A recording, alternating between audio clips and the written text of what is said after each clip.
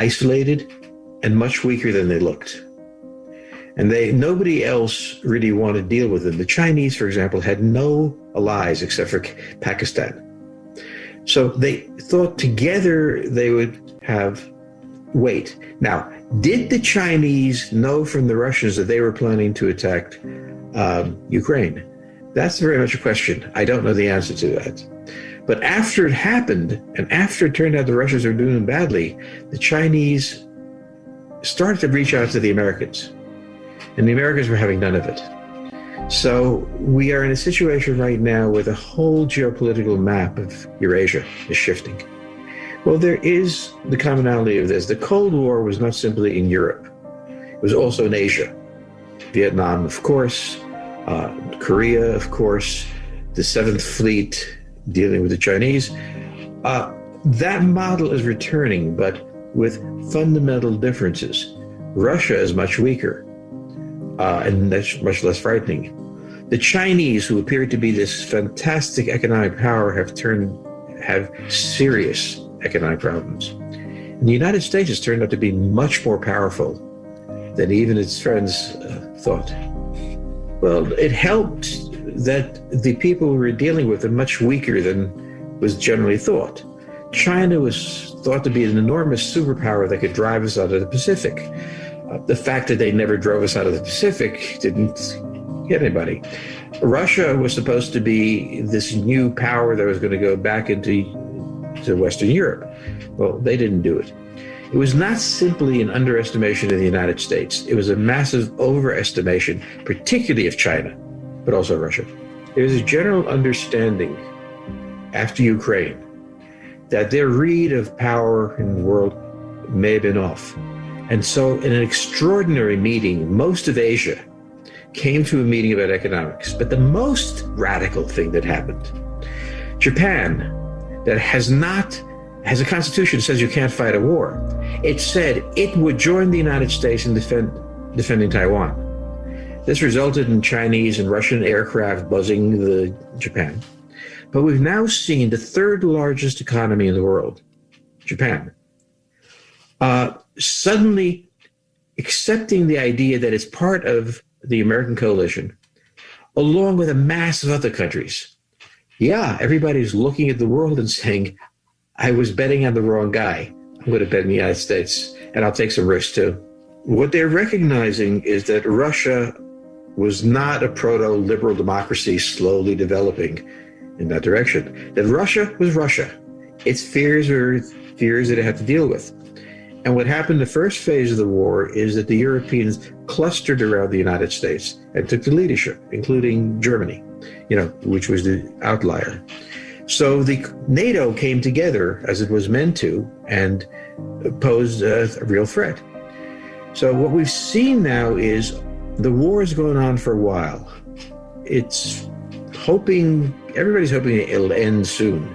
And some of the European countries are getting a little antsy about this war. So they're looking for some sort of ceasefire, some sort of solution. And that's hard to find. Not yet, but it's recognizing a couple of things. First, that it can't simply depend on the United States. It has to be an ally of the United States. It has a substantial military. It's the third largest economy, and it doesn't have China's internal problems. China's economy has problems right now. Cities are being shut down and everything. So Japan is much more stable. Historically, Japan has been the dominant power in Asia. And I think it's returning to that role, but in a different relation with the United States. Well, what's changed is Chinese economy. The world still regarded it as this massive economy. The economy is failing. The real estate industry which is their core, is collapsing. And they're desperately looking for foreign investment. They're looking in the United States for foreign investment. Right now, we're not going to give it. They're looking at the Japanese. So this is a country that has turned from Bubba, as my kids would say, has turned into the beggar. And it's much weaker than it looks like. And the global media has not quite caught up on it. It has. It is the power that is facing Ukraine. It is a power that has the closest relationship with the United States. And Germany, we have to remember, recovered from World War II because of the U.S. basing of troops there. Money poured into Germany. That money is pouring now into Poland. It's far from an economic power, but it's certainly one of the most vibrant countries in Europe and fearless. Unlike the rest of Europe, that's quite careful, cautious. The Poles are saying, let us in, we'll go.